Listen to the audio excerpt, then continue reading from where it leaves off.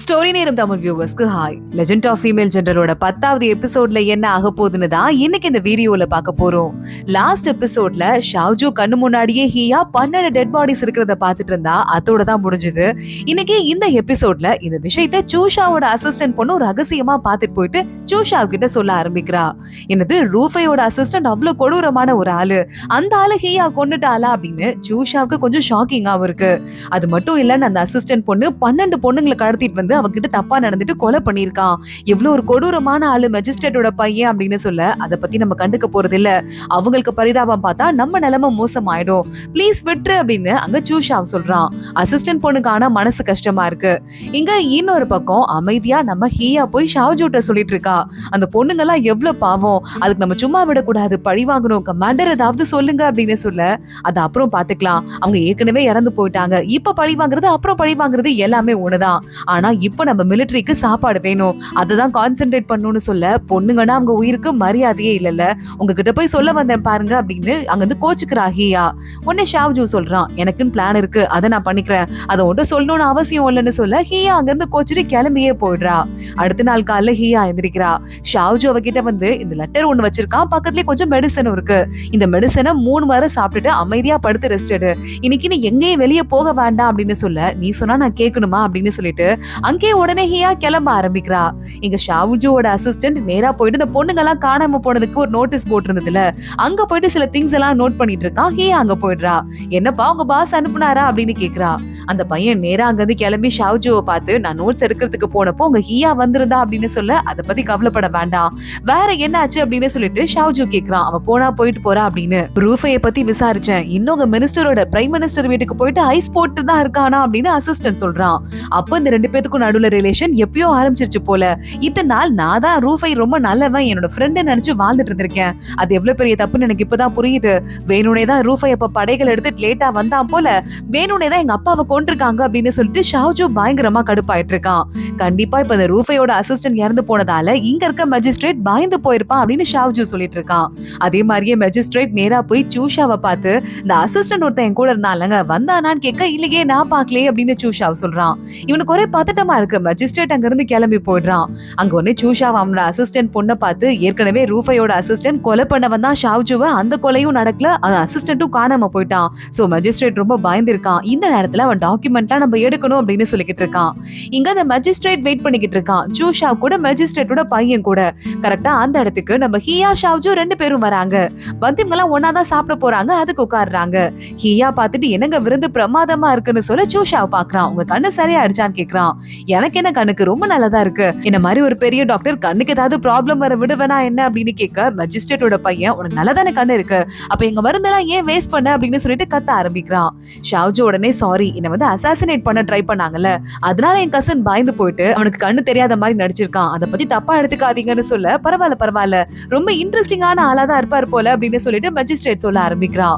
சாப்பாடு இவ்வளவு கிராண்டா இருக்கு, ஆனா இங்க ரொம்ப வறுமையா இருக்கு நீங்க சொல்லிட்டு இருந்தீங்க அப்படின்னு ஷாவ்ஜூ கேட்க ஆரம்பிக்க உங்களுக்காக நான் ஸ்பெஷலா கொண்டு வந்திருக்கேங்க, அதுக்கு என்ன பண்றது அப்படின்னு மெஜிஸ்ட்ரேட் சொல்ல ஆரம்பிக்கிறான். சரி ஓகே, அப்ப எனக்கு ஒரு ஹெல்ப் பண்றீங்களா, இங்க யாருமே டாக்ஸ் கொடுக்கல, பெரிய பெரிய பணக்காரங்கலாம் எங்களுக்கு முறையா வர வேண்டியதெல்லாம் வரல நீங்க சொன்னீங்க, பெரிய பெரிய டாக்ஸ் பேயர்ஸ் யாரெல்லாம் கொடுக்காம இருக்காங்களோ அவங்களெல்லாம் எனக்கு இந்த நேம் லிஸ்ட் தரீங்களா, அவங்கள நான் கூப்பிட்டு ஒரு விருந்து மாதிரி இங்க வீட்டுல வைக்கிறதுக்கு எனக்கு அலோவ் பண்ணுங்க, அவங்க கிட்ட என்ன பிரச்சனை நானாவே நேரா பேசி கேட்டுக்கிறேன்னு சொல்ல இல்லங்க அது அப்படின்னு மெஜிஸ்ட்ரேட் இழுக்க ஆரம்பிக்கிறான். உடனே அங்க நம்ம ஹியா நடுவுல வந்துடுறா. அவர் இவ்வளவு கேக்குறாரு, ஒரு ஹெல்ப் பண்ணா என்ன அப்படின்னு சொல்ல அங்க சூஷாவும் ஆமா ஆமா ஹெல்ப் பண்ணுங்க அப்படின்னு சொல்லிட்டு அவனும் கேக்குறான். சோ எல்லா பக்கமும் கேட்க ஆரம்பிக்கிறதால மெஜிஸ்ட்ரேட்க்கு வர வழியே தெரியல, ஹெல்ப் பண்றேன் அப்படின்னு சொல்லிடுறாரு. ரொம்ப தேங்க்ஸ், நீங்களும் இந்த விருந்துக்கு கண்டிப்பா வந்துடணும்னு ஷாவ்ஜூ சூஷாவை பார்த்து சொல்லிட்டு இருக்கான். கண்டிப்பா வந்துடுற அப்படின்னு சூஷாவும் சொல்றான். ஷாவ்ஜூ அங்க இருந்து வெளியே கிளம்ப ஹியாவும் பின்னாடியே போயிட்டு இருக்கா. பாத்தீங்களா உங்களுக்கு நான் எவ்வளவு ஹெல்ப் பண்ணேன், இப்ப கரெக்டா அந்த விருந்து நடந்துரும், அதுவும் இல்லாம எனக்கும் தெரியும் அந்த இறந்து போன பொண்ணுங்களை பத்தி நீங்க கவலைப்படுறீங்கன்னு, உங்க அசிஸ்டன்ட்ட நான் பார்த்தேன், இதென்ன முன்னாடியே சொல்லிருக்கலாம்ல அப்படின்னு சொல்ல அதனாலதான் என் கூட ஹெல்ப் பண்ணியா அப்படின்னு ஷாவ்ஜூ கேக்குறான். கமாண்டர் நீங்க அந்த பொண்ணுங்களுக்கு பண்ற காரியத்துக்கு நான் என்னைக்குமே நன்றியோட இருப்பேன் அப்படின்னு ஹியா சொல்றா. ஷாவ்ஜூ அங்க எதுவும் பேசாம கிளம்பிடுறான். இங்க மெஜிஸ்ட்ரேட் நேரா போய் இந்த நேம் லிஸ்ட் எடுக்கிறதுக்காக சீக்ரெட் டோரை ஓபன் பண்ண ஆரம்பிக்க அந்த இடத்துக்கு அதுக்கும் முன்னாடியே சூஷாவோட அசிஸ்டன்ட் போயிருக்கா. அவங்க ஒளிஞ்சிருந்து எப்படி இதை ஓபன் பண்றதுன்னு பாத்துட்டு இருக்கா. கரெக்டா அங்க இருந்து நேரா கிளம்பி சூஷா கிட்ட போயிட்டு அதை எப்படி ஓபன் பண்றதுன்னு பாத்துட்டேன், ஆனா அதை ஓபன் பண்ணும்போது லாக்கோட சத்தம் கேட்கும், சோ அந்த சத்தம் கேட்கும் போது வெளியே யாரும் பக்கத்துல இல்லாத மாதிரி பாத்துக்கணும்னு சொல்ல சூஷாவ் சூஷாவும் சொல்றான், அது ஒண்ணும் பிரச்சனை இல்ல, நாளைக்கு தான் ஷாவ்ஜூ விருந்து ஏற்பாடு பண்ணிருக்கான்ல, அவன் அதை எடுக்கிறதுக்காக தான் அந்த பிளானே பண்ணிருக்கான். சோ அவன் எப்படி பிரச்சனை பண்ணுவான், அந்த நேரமா பார்த்து நம்ம அதை எடுத்துடலாம் அப்படின்னு சூஷாவ் சொல்லிட்டு இருக்கான். சரி ஓகேங்க, நீங்க அதுக்கு அந்த விருந்துக்கு போனோம், அப்புறம் நீங்களும் மாற்ற மாதிரி இருக்கும்ல அப்படின்னு அசிஸ்டன்ட் பொண்ணு கேக்குறா. கூப்பிட்டதுக்கு அப்புறம் ஒரு இன்ஸ்பெக்டரா இருந்துட்டு போலனா நல்லா இருக்காது, எனக்கு இங்க பிரைம் மினிஸ்டர் முதல்ல மாட்டக்கூடாது, இல்லனா பிரைம் மினிஸ்டர் மாட்டினா நானும் வாலண்டியரா மாட்டிடுவேன்னு சொல்ல லிஸ்ட நான் கண்டிப்பா எடுத்துருவேன் அப்படின்னு அசிஸ்டன்ட் பொண்ணு சொல்லிக்கிட்டு இருக்கா.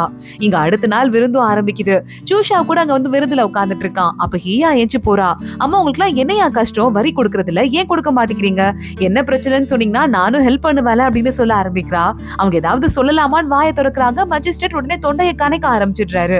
சோ அவங்க எல்லாம் வாயை மூடிக்கிறாங்க. ஷாவ்ஜூவும் அமைதியா பாத்துட்டு இருக்கான், ஏதாவது சொல்றாங்களா அப்படின்னு. இங்க ஏதாவது ஹெல்ப் பண்ணுங்க, கண்டிப்பா நாங்க இந்த பிரச்சனைக்கு தீர்வு கொண்டு வருவோம் அப்படின்னு சொல்லிட்டு ஷாவ்ஜூவும் சொல்ல ஆரம்பிக்கிறான்.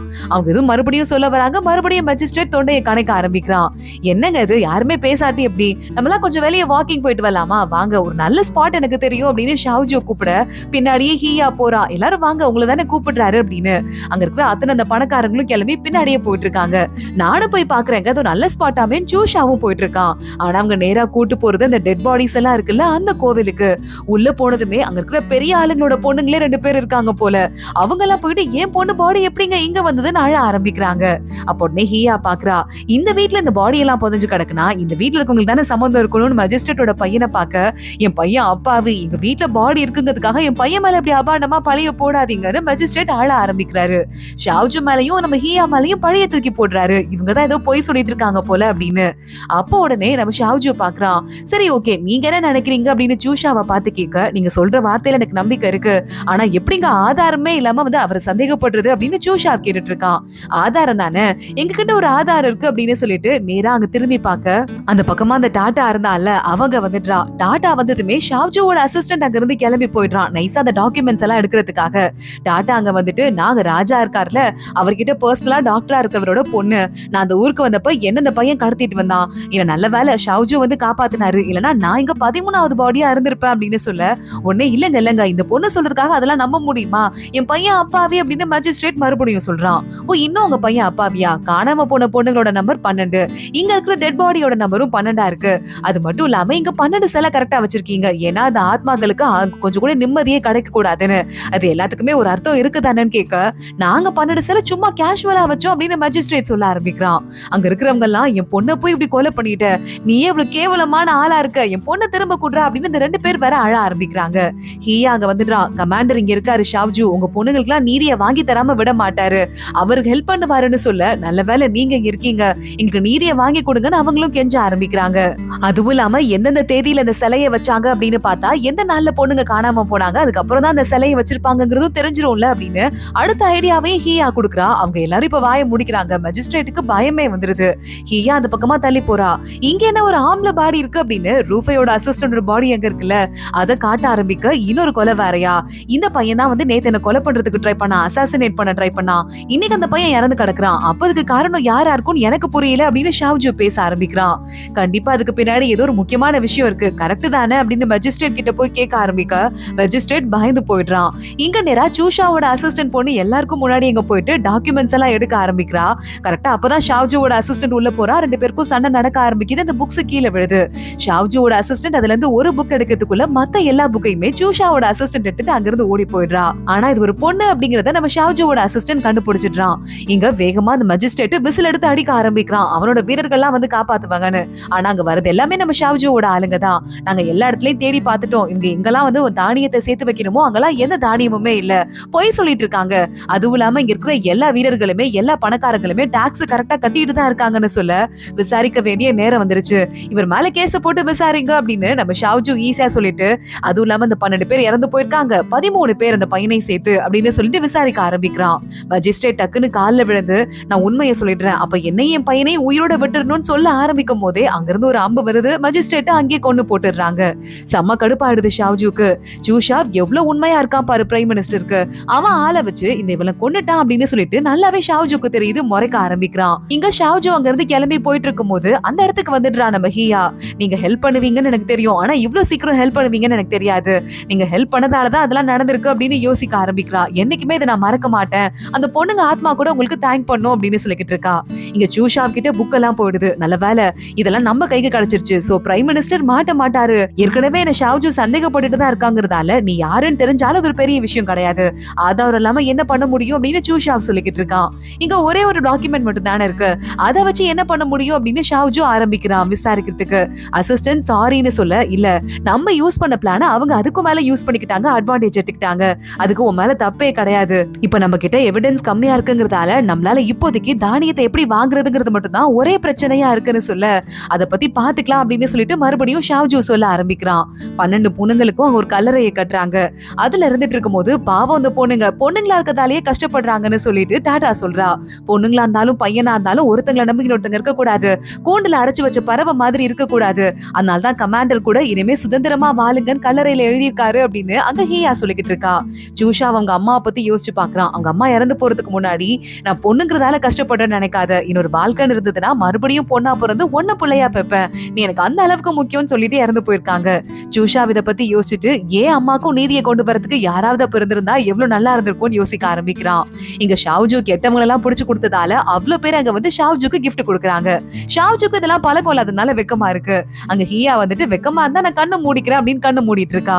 அது மட்டும் இல்லாம அங்க இருக்கிற பெரிய பணக்காரங்க எல்லாம் வந்து, நீங்க வந்து எவ்வளவு முக்கியமான விஷயமா இங்க வந்திருக்கீங்கன்னு தெரியும், நாங்க கலெக்ட் பண்ணி எங்களால முடிஞ்ச அளவுக்கு உங்களுக்கு ப்ரொவிஷன் அனுப்புறோம் அப்படின்னு சொல்ல ரொம்ப தேங்க்ஃபுல்லா இருக்கு நம்ம ஷாவ்ஜூக்கு. பாத்தீங்களா நான் எவ்வளவு அதிர்ஷ்டக்காரின்னு, நான் வந்த நேரம் உங்களுக்கு எல்லாமே நல்லதா நடக்குது அப்படின்னு ஹீயா சொல்லிட்டு இருக்கா. ஷாவ்ஜூ யாருக்கும் தேங்க்ஸ் சொல்லிட்டு இருக்கான். எல்லாரும் அங்க இருந்து கிளம்புறாங்க. ஜூஷாவ் நானும் இங்க இருந்து கிளம்ப போறேங்க. சரி ஓகே, நீங்க வந்து உண்மையாவே லீசு தானா, உங்க உண்மையான பேர் என்னன்னு கேட்க, என் பேரு ஹீயா அப்படின்னு உண்மையை சொல்லிடுறா. ஆனா ஜூஷாவ் காது கிட்ட வந்து, நீ ஒரு பொண்ணுன்னு எனக்கு தெரியும், நீ ஆன டான்ஸ் சூப்பரா இருந்தது, இந்த உண்மையை வேற யார்கிட்டயும் சொல்ல மாட்டேன்னு சொல்ல, இதை கேட்கறதுக்கு ஷாவ்ஜூக்கு கொஞ்சம் கடுப்பா இருக்கு. சரி கிளம்பலாமா அப்படின்னு சொல்லிட்டு கேட்டுட்டு இருக்கான்.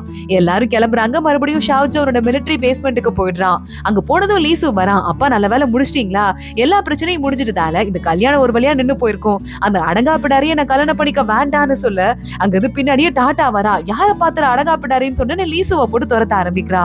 இந்த பொண்ணு சாஃப்டா தான் இருந்தா, இப்ப அவளுக்கு திடீர்னு என்ன ஆச்சு அப்படின்னு ஹீயா கேட்க, மூலன்னு ஒண்ணு இருக்குல்ல அதை யூஸ் பண்ணு, நீலாம் ஒரு பொண்ணா அப்படின்னு திட்டிட்டு அங்க இருந்து ஷாவ்ஜூ கிளம்புறான். ஹீயா தனியா போய் உட்கார்றா. அம்மா அந்த ரூஃபை எதுக்காக ஷாவ்ஜூ மேல இப்படி கொலவெறியோட சுத்துறான், ஏற்கனவே உங்களுக்குள்ள சண்டை இருந்திருக்குமா, எனக்கு தான் தெரிஞ்சிருக்காதான்னு யோசிக்க ஆரம்பிக்கிறா. அதோட தான் இந்த எபிசோட் முடியுது. அடுத்தடுத்து என்ன ஆக போகுது தொடர்ந்து பார்க்கலாம். இந்த வீடியோவை லைக் பண்ணிக்கோங்க, மறக்காம நம்ம சேனலுக்கு சப்ஸ்கிரைப் பண்ணிக்கோங்க. அடுத்த வீடியோ வந்துட்டே இருக்கு. அது வரைய பாய்.